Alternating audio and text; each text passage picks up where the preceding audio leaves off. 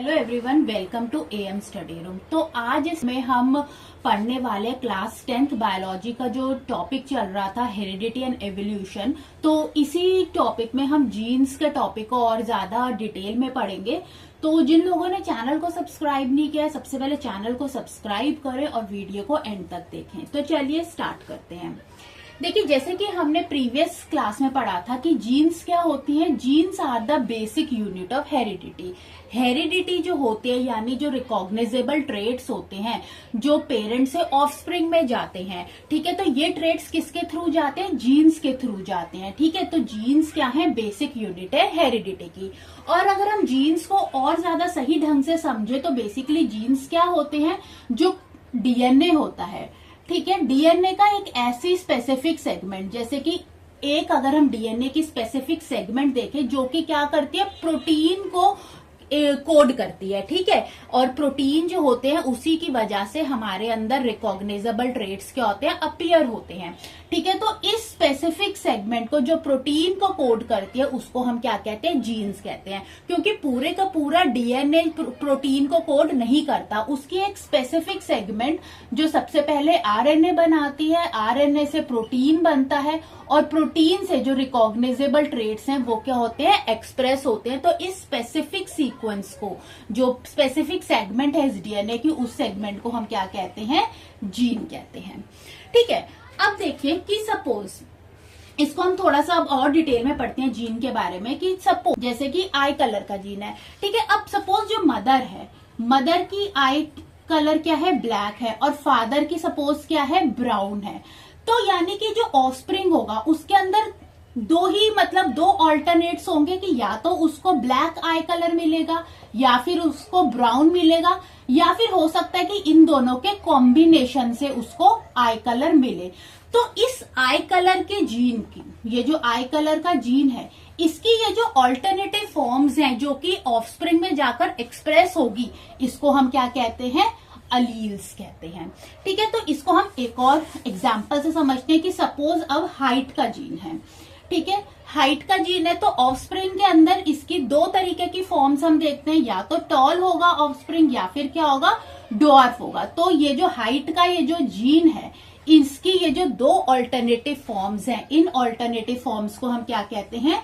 Alleles कहते हैं। क्योंकि जो जीन्स होते हैं ना, हमेशा ही किसमें होते हैं? पेयर में। इनको हमेशा हम पेयर में ही रिप्रेजेंट करते हैं, ठीक है। अब देखो कि सपोज जो टॉल है, ये जो हाइट का जीन है, टॉलनेस के लिए जो है, इसको हम टी, जो कैपिटल टी से रिप्रेजेंट करते हैं, और डॉर्फ को सपोज हम स्मॉल टी से रिप्रेजेंट करते हैं। तो अब ऑफस्प्रिंग में किस तरीके के कॉम्बिनेशंस हमको दिखने को मिलेंगे, ठीक है। तो देखो, टॉल के लिए क्या हो गया? कैपिटल टी हो गया। और डॉर्फ के लिए क्या हो गया? स्मॉल टी हो गया। हाइट का जीन है, ठीक है। तो ऑफस्प्रिंग के अंदर क्या क्या कॉम्बिनेशन मिलेंगे? क्योंकि हमेशा जीन्स किस में होते हैं? पेयर में होते हैं। तो या तो कैपिटल टी या फिर स्मॉल टी या फिर इनका combination capital T and small T. तो बेसिकली ये जो कैपिटल टी है और ये स्मॉल टी है, ये क्या है? अलील्स हैं। ये जीन्स के दो ऑल्टरनेटिव फॉर्म्स है, इनको हम क्या कहते हैं? अलील्स कहते हैं, ठीक है। तो अब देखो कि यहां पर ये जो कैपिटल टी है और कैपिटल टी है, दोनों ही मतलब इस ऑर्गेनिज्म में ये जो दोनों ही अलील्स हैं, ये क्या है? सेम अलील्स हैं, ठीक है। सेम तो एक इस ऑर्गेनिज्म में जो दोनों ही अलील्स क्या है? सेम है। उसी तरीके से इस ऑर्गेनिज्म में दोनों ही अलील्स क्या है? यहाँ पर भी सेम है। लेकिन यहाँ पर दोनों ही अलील्स क्या है? डिफरेंट है। तो जहां पर सेम अलील्स होते हैं, ऐसे अलील्स को हम होमोजाइगस कहते हैं। होमोजाइगस, ठीक है। तो ये दोनों ही अलील्स की होमोजाइगस फॉर्म है। और ये जो है जहां पर दोनों ही अलील्स क्या है? डिफरेंट है, तो इसको या तो आप हाइब्रिड कह सकते हैं या फिर हम इसको हेट्रोजाइगस अलील्स कहते हैं। तो ये डिफरेंस होता है कि होमोजाइगस अलील्स क्या होते हैं और हेट्रोजाइगस अलील्स क्या होते हैं। होमोजाइगस अलील्स के अंदर सेम अलील्स हैं, ठीक है, चाहे कैपिटल में है या स्मॉल में है। और हेट्रोजाइगस में क्या है? दोनों ही डिफरेंट, दोनों का जो पेयर बना है वो दोनों ही डिफरेंट अलील्स का पेयर बना है। तो इसको हम हाइब्रिड भी कह सकते हैं या फिर हेट्रोजाइगस भी कह सकते हैं, ठीक है। नेक्स्ट अब हम टर्म देखते हैं डोमिनेंट और रिसेसिव ट्रेट्स क्या होते हैं। Dominant and recessive traits. देखो जो जनरली जो टॉल, जैसे जो हाइट का जीन है और उसकी दो अल्टरनेटिव फॉर्म है टॉल और डॉर्फ, ठीक है। तो जो डोमिनेंट ट्रेट्स होते हैं ना उनको हमेशा हम कैपिटल लेटर से रिप्रेजेंट करते हैं।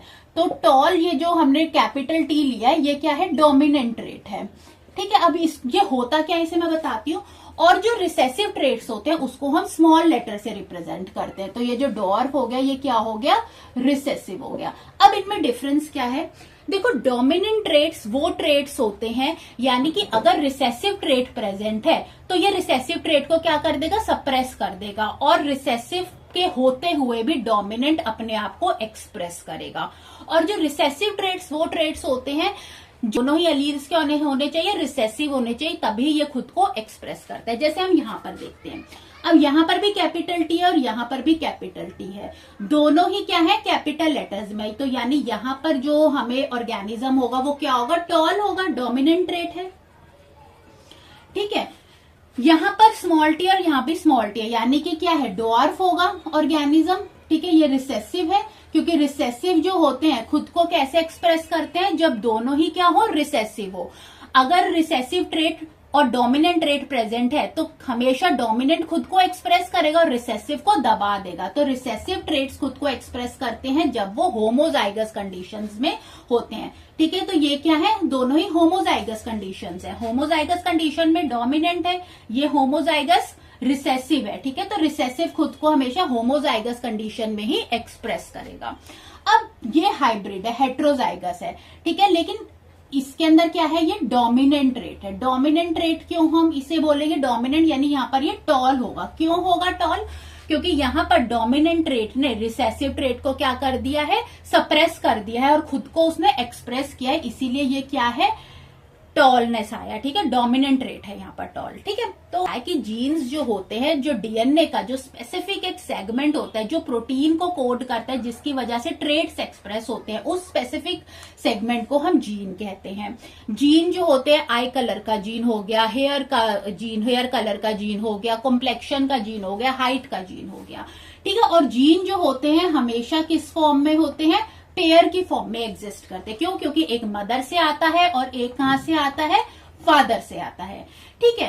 अब सपोज हमने यहाँ पर एक एग्जांपल से बताया कि जैसे कि हाइट का जीन है, तो जो ऑफस्प्रिंग होगा या तो वो टॉल होगा या फिर वो क्या होगा, डॉर्फ होगा, ठीक है। तो ये जो तो टॉल को हमने यहाँ पर कैपिटल टी से लिखा और डॉर्फ को मैंने यहाँ पर स्मॉल टी से लिखा। तो ये जीन की दो ऑल्टरनेटिव फॉर्म्स हो गई जो ऑफस्प्रिंग में एक्सप्रेस हो सकती है। इन ऑल्टरनेटिव फॉर्म्स को हम क्या कहते हैं, अलील्स कहते हैं। अब ये जो अलील्स होते हैं, ठीक है, अब इनके कॉम्बिनेशन हमने ऑफस्प्रिंग के अंदर देखे। भाई अगर तो कॉम्बिनेशन सेम जीन का बना है, सेम अलील का बना है, तो वो कैसे हैं, जो सेम अलील के कॉम्बिनेशन है उनको हम होमोजाइगस कहते हैं। और जो दोनों ही ऑल्टरनेटिव पेयर्स है ना, ऑल्टरनेटिव फॉर्म में है, तो इसको हम हेट्रोजाइगस कहते हैं। अब इसके बाद आते हैं डोमिनेंट ट्रेट्स क्या होते हैं और रिसेसिव ट्रेट्स क्या होते हैं। डोमिनेंट ट्रेट्स वो होते हैं जो खुद को होमोजाइगस कंडीशन में तो एक्सप्रेस करते ही करते हैं, हेट्रोजाइगस में भी एक्सप्रेस करते हैं।